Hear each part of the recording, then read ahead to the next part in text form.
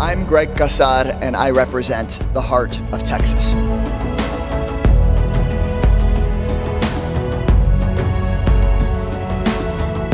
We can restore abortion rights and civil rights. We can save our planet and our democracy for generations to come.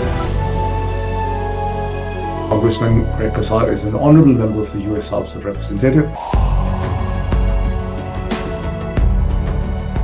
We could quickly respond after these elections and after these allegations of rigging with this letter, really pushing the State Department to say we should withhold recognition of a new government until there is independent and credible investigation that the election was not rigged. Assalamu alaikum, this is Moeed Pirzada. Today, I have the privilege of inviting Congressman Greg Casar to this discussion. Congressman, as you know, is an honorable member of the U.S. House of Representatives from the 35th Congressional District, Texas, from the beautiful city of Austin.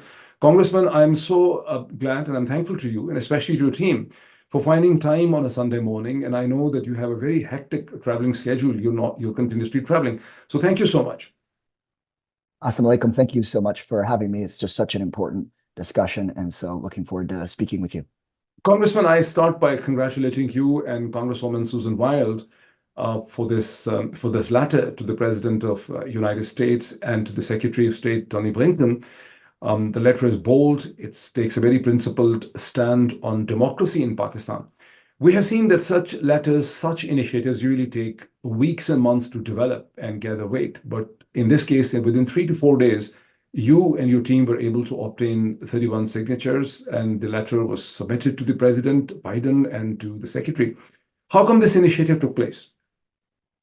Well, we know that democracy across the world, but especially within countries that are allied with the United States, is so important for people, for stability, for the global economy, for all of us.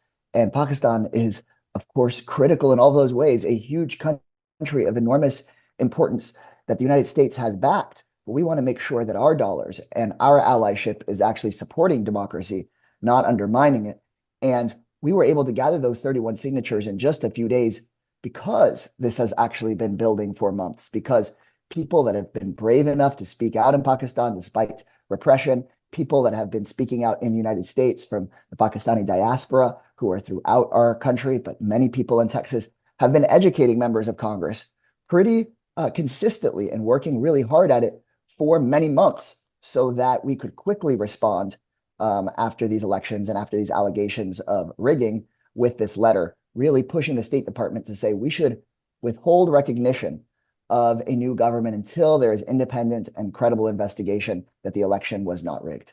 Congressman, I wanted to come on this. I would also like to tell you that I've been talking to the Pakistani community in Austin, for instance, Mr. Tariq Majid and his team, and also to Atif Khan and to Sajjad Berki. And the impression I have is that the community over there, the Pakistani American community, is very grateful to you. I mean, they greatly appreciate your efforts, which you have been doing continuously since, I think, almost a year for the cause of democracy in Pakistan.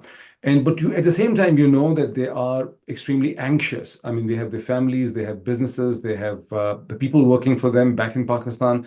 They're very concerned for the nature and direction of political change within Pakistan, in which, in fact, one of the most important elections in the history of Pakistan, in which people turned up in such large numbers, and the total mandate has been stolen. So the question I have is that, have you, in your letter, you had requested, the first important condition was that you wanted the US and the State Department to withhold recognition of the new government till an audit or an investigation of the election results. Now today, a few hours earlier, Shehbaz Sharif, the former Prime Minister, has once again been elected. Now, the reality is, as a credible journalist, I can tell you, who watches, whose bread and butter is to study the Pakistani politics, that Shehbaz Sharif's party has just got 15 seats, if you look at the Form 45. And since your letter refers to the Form 45, so you have an understanding of what I'm actually talking here, Form 45 and 47. And the party has less than 20% presence in the parliament, and they have been made the ruling government. So what do you think will happen from the State Department now, from the US? I've had multiple conversations with the State Department about this issue.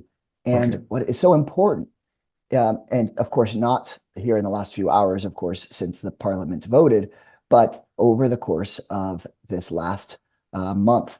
And what we have to recognize is that this is, of course, our letter is trying to stand with the Pakistani people and make sure Pakistanis' voices can be heard and they could choose their own government.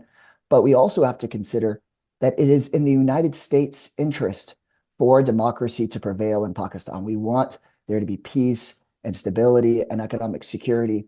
And what we've learned is that that comes best from democracy, from people feeling comfortable knowing that their voices were heard. Whether or not their preferred party wins, whether or not the prime minister is the person they prefer, we know that it's better for the world and for the United States interest. This is also just a direct United States interest question, should be for democracy to prevail. And part of why I got involved in this, as you talk about Texas, is that my own family is from Latin America. And I've seen how when the United States has put in military money and put military interests or corporate interests first before democracy in Latin America, that it has actually backfired.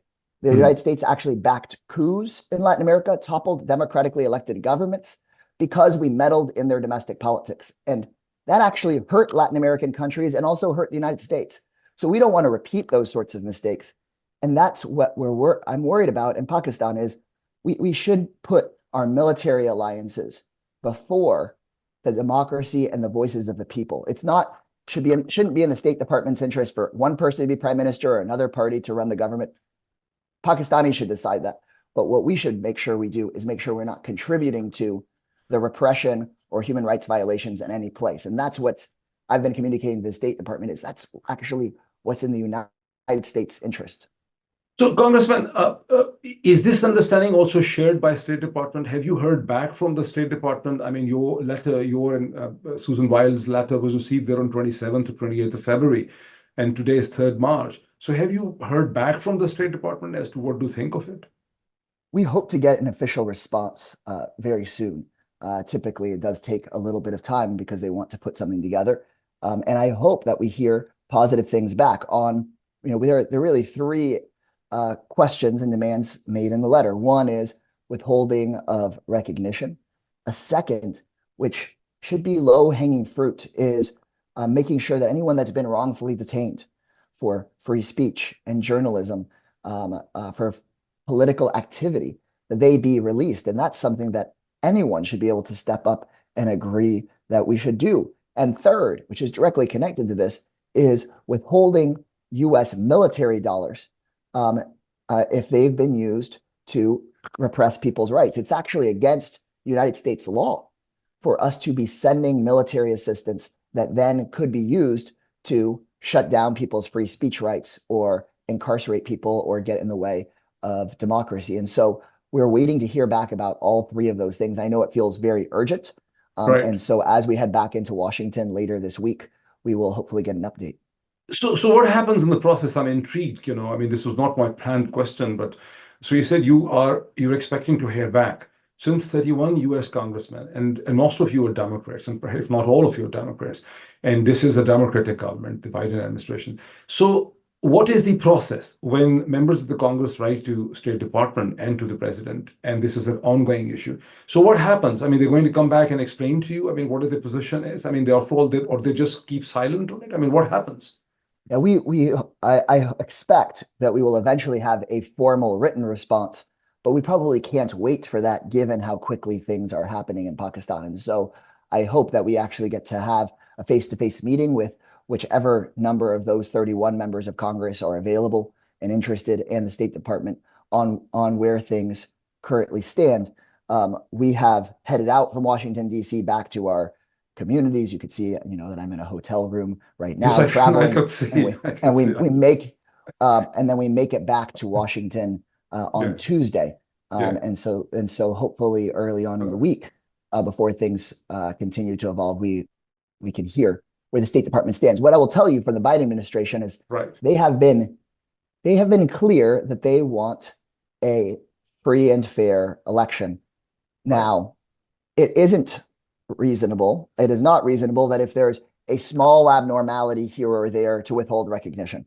Right. Of course. But what we've seen from journalists, what we've seen on video, the allegations are so widespread and so severe this is the kind of case where we've seen the Biden administration, as you've pointed out in your own journalism, have very strong statements. And I think they are in that place where they're trying to make a decision about what to do in this case. But of course, in the case of Belarus or the case of Venezuela, case of Bangladesh, they've made strong statements. And here we haven't. And I think that that's why it's important for members of Congress to really speak up and bolster the Biden administration in taking a stronger stance. I'm glad that you mentioned both Belarus and Venezuela. I have the documents in front of me, the State Department positions. And in case of Venezuela, I mean, on January 30th, the State Department's official written position says, actions by Nicolas Maduro and his representatives in Venezuela, including the arrest of members of the democratic opposition and the barring of candidates from competing in this year's presidential election, are inconsistent with the agreement signed in Barbados last October by representatives of Nicolas Maduro and the Unitary Platform. And then it goes on to basically say that Venezuela's oil and gas sector arrangements and agreements with the United States will not be renewed. I mean, there's no such thing. I mean, similarly, if you look at the next page, this is actually regarding Belarus on 25th February, and the State Department's official position, the title is Condemning Sham Parliamentary and Local Elections in Belarus, and says, the United States condemns the Lukashenko regime's sham parliamentary and local elections that concluded today in Belarus. The elections were held in a climate of fear under which no electoral processes could be called democratic. The regime continues to hold more than 1,400 political prisoners. But Congressman, these situations, I mean, at the minimum, they're just comparable to Pakistan, but we know the situation in Pakistan is much worse, like with tens of thousands of people arrested, the electoral symbol snatched, the party's political entity snatched, almost literally 70% of the population voting in one direction. So what do we make sense that why there is such a contrast between why the 9 million people in Belarus or 28 million people in Venezuela are more important than Pakistan, which has almost 240 million plus, which is the fifth largest nation state in the world, which is the second largest Muslim country after Indonesia, which is the only nuclear Muslim country, nuclear power country with so many problems. Why the State Department is so soft on the murder of democracy in Pakistan and so hard on Belarus? How do we make sense of it? How do your constituents make sense of it in Texas? Ultimately, that's a question for the State Department, is why they see them as different. But I can give you my take is that, of course, in each of these cases, we should hold everyone to the same standard. And in fact, I think we should hold our allies, those that we provide military assistance to an even higher standard. So in my view, we should actually be holding Pakistan to a higher democratic standard because we are allies. We are not, for example, military allies with Venezuela. So I think that we should be thinking of this differently. We should be saying everyone should be held to a standard and our allies even to a higher one. And that's why I think, as you've pointed out, in a country that is so large, that has nuclear capabilities, we should really be pushing and making sure we protect democracy, because it is so much harder to get it back once you have lost it. And at this point, now that things have progressed, it becomes much more difficult because, to be clear, I and others want to make sure that as we move forward from here, we don't want the everyday people of Pakistan to be hurt. One of the mistakes, for example, I've seen us make with Cuba and Venezuela and other places is that we have very significant and clear disagreements with the lack of democracy, for example, in Venezuela. But then a lot of times the United States actions have actually harmed the poor and the working people of Venezuela rather than changing Maduro's anti-democratic practices. And so we have to be thoughtful and careful moving forward from here to make sure that we continue to bolster democracy, continue to bolster free speech, try to get people out of jail that have been wrongfully detained, withhold, and my hope is withhold recognition and condemn anti-democratic actions until they're corrected.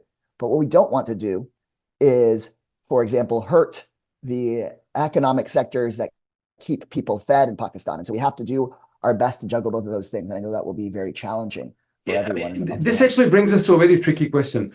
The former Prime Minister of Pakistan, Imran Khan, who is in jail and who is supported by a large majority of Pakistani Americans, he has recently, the last few days, written a letter to the managing director, MD Kristalina Georgieva of the IMF, You might have heard of it. And he has demanded that, you can just do a 30% audit. And he has basically said the same thing, that, the IMF, and they haven't said that you shouldn't really do the IMF program. They said, the IMF should be responsible, should also take into consideration the democracy and the fairness of the elections, and should at least ask for a request for 30% audit of the election result that can be completed very quickly within 15 days. In fact, the whole election audit can be completed within 15 days, for the reason that the Form 45 are complete. They were issued on 8th February to all the political parties, and the copies are available with all the political parties. It's only a matter of aggregating them and counting them.